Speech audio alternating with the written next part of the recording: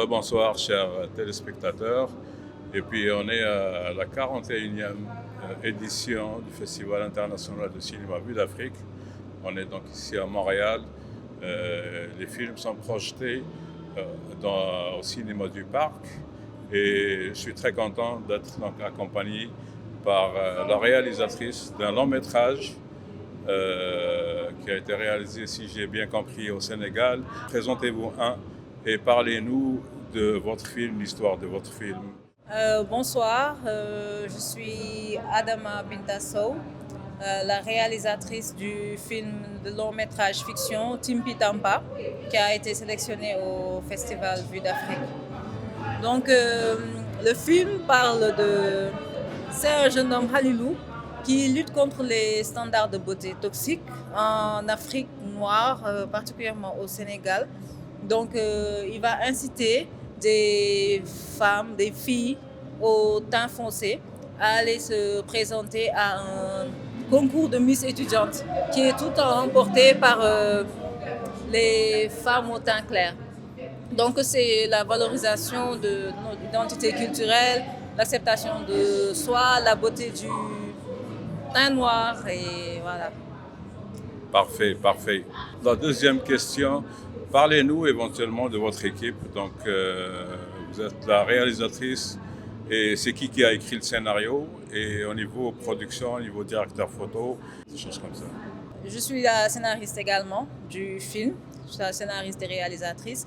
Le film a été produit par la société de production sénégalaise Cinécap, dirigée par Oumar Sall et coproduit par Virginie Besson-Silla de Europa Corp en France. Et nous avons également d'autres partenaires et aussi Canal+, TV5 Monde. En termes de fonds, nous avons reçu un fonds provenant de notre propre pays aussi, le FOPICA. Donc, c'est ça. Le directeur de la photographie, il se nomme Boukar Benzaba. Donc, je remercie toute mon équipe, tous mes acteurs, toute l'équipe technique, tout le monde s'est donné.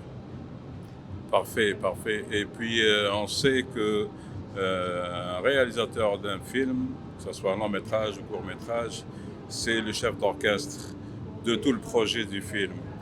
Et ma question, est-ce que, en termes de chimie, parce qu'il faut, on le sait dans les films Hollywood, même Martin Scorsese, même les grands cinéastes, les grands réalisateurs, d'ailleurs, ça c'est une habitude à Hollywood, c'est qu'ils travaillent une fois avec une équipe, un ingénieur, un sound guy, ils travaillent avec le département son, avec des gens, et ils ont un bon projet qui fait rentrer des sous. À Hollywood, c'est l'argent. Pour eux, le succès, c'est être rentable et qu'ils fassent rentrer des sous. Le prochain projet, le prochain film, ça va être la même équipe. Donc, ma question, est-ce qu'il y a eu une bonne chimie avec votre équipe, on va dire département son, département éclairage, avec éventuellement le directeur photo et des choses comme ça? Oui, je dirais qu'il y a eu une bonne chimie avec la majorité de l'équipe technique. Donc, je dirais plutôt le département son, oui, qui a travaillé sur le plateau durant le tournage. Les autres équipes aussi, l'équipe décor, l'équipe accessoires, l'équipe HMC, habillage, maquillage, coiffure. Donc, globalement, oui, je voudrais bien retravailler avec la majorité des gens avec qui j'ai travaillé sur ce projet. Parfait, parfait. Dernière, avant-dernière question. Aussi, la définition classique d'un réalisateur, c'est qu'il raconte une histoire et qu'il dirige les actrices et les acteurs. Est-ce que c'était facile pour vous, relativement facile, de diriger, on va dire, l'actrice principale et les acteurs? Parce qu'on sait qu'il y a tout un travail. Les gens voient, par exemple, une scène d'émotion, mais une scène d'émotion, on ne peut pas faire ça fake. On ne peut pas dire à un acteur, vas-y, action, pleure, ou action, rit. C'est des émotions vraies. Et au niveau travail, sur scène, et on le sait, les grands réalisateurs, les grands d'Hollywood, je peux citer, name it, comme ils disent, je peux citer plein d'artistes talentueux, mais je vous le savez, c'est un travail avant, et des fois c'est dans l'intimité où on approche une actrice ou un acteur et on le met en émotion, et c'est lorsqu'on fait action que cette émotion se divulgue. Donc, est-ce que c'était facile, éventuellement, relativement facile, de diriger vos actrices et acteurs, surtout les actrices principales ou les acteurs principaux? D'accord, donc je dois présenter l'acteur principal qui se nomme Papa Ali Diop, parce que le film, effectivement, il s'agit d'un acteur principal. D'abord, le premier atout est que Papa Ali Diop, il a déjà un potentiel. Donc, quand je l'ai vu, je me suis dit, ah, le personnage. Donc, il était talentueux. Et en même temps, l'autre chose aussi est qu'il défendait la même idée. Aussi, c'était quelqu'un de frais, on va dire, de spontané. Parce que je sais qu'il existe des écoles d'actorat, mais moi, je pense que le jeu d'acteur, c'est autant artistique que technique. Et j'accorde beaucoup d'importance à l'artistique. Donc oui, j'apprends à connaître mon acteur. Il a suivi quand même des séances de coaching parce que c'est un double rôle qu'il devait jouer. Ce n'était pas évident. Un homme qui va se transformer pour une noble cause. Il se transforme en femme pour sauver sa mère. Donc, il jouait un double rôle, un homme à la maison avec sa maman, et dehors, il jouait une femme. Donc, ce n'était pas évident du tout. Mais heureusement, j'ai beaucoup aimé sa fraîcheur, sa spontanéité. Et même si effectivement je donnais des directives, je n'ai jamais lâché parce qu'il fallait aussi qu'il se relâche pour ce rôle-là et tout.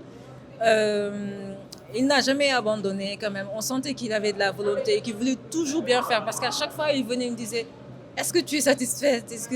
Et voilà, je pense qu'il y a toujours eu cette sincérité entre nous deux. Donc je lui parle quand ça n'allait pas. Et voilà, je suis beaucoup dans l'artistique, dans la direction de jeu d'acteur plutôt que dans la technique parce que selon moi, si tous les acteurs par exemple apprennent, on leur dit c'est comme ça que vous exprimez la tristesse, moi je préfère l'authenticité de l'acteur qui joue le rôle. Donc je ne vais pas chercher forcément le plus grand acteur au monde, mais je recherche mon personnage. Donc c'est ça mon point de vue. Dernière question, est-ce que lors de l'écriture du scénario, vous avez pensé à cet acteur principal? Parce qu'il y a des gens qui écrivent un scénario, de grands scénaristes, et ils pensent spécifiquement à un acteur ou à une actrice spécifique. Ce que je peux dire, c'est que lorsque j'écrivais le scénario, parce que ça date de très longtemps, non, en réalité, je n'étais pas encore dans le milieu du cinéma. Donc, je venais d'avoir mon baccalauréat avant de commencer mes études supérieures. Donc, c'est là où j'en ai profité pour écrire la première version. Et non, je savais ce que je voulais. Je voulais quelqu'un de fin, quelqu'un de naturel, de frais. Et physiquement, je savais ce que je voulais, les mimiques aussi. Et l'autre aspect aussi est qu'il regarde beaucoup de mangas. Effectivement, je regarde aussi beaucoup de mangas. Donc, il y a des choses qui se correspondaient bien entre nous deux, dans son style, dans ce que je voulais et tout. Après, le reste, c'était du travail, beaucoup de travail. Je pense que vous êtes une réalisatrice, comme vous l'avez dit, qui sait ce qu'elle veut. Et félicitations, vous avez réussi à faire sortir votre projet qui était un scénario, qui est devenu un film et une sélection officielle. Comme dit M. Lechêne et Géraldine, être sélectionné, c'est déjà une prime. Félicitations et bonne chance donc, lors de la remise des prix. Merci beaucoup. Merci. Je remercie le festival Vue d'Afrique encore pour cette sélection officielle, pour cette invitation. Et effectivement, ça fait plaisir que le film soit vu. Et j'espère que la seconde et dernière projection, la salle sera encore remplie, que les gens viendront pour découvrir ce film. Merci madame et bonne soirée. Merci beaucoup à vous. Bonne soirée à vous également.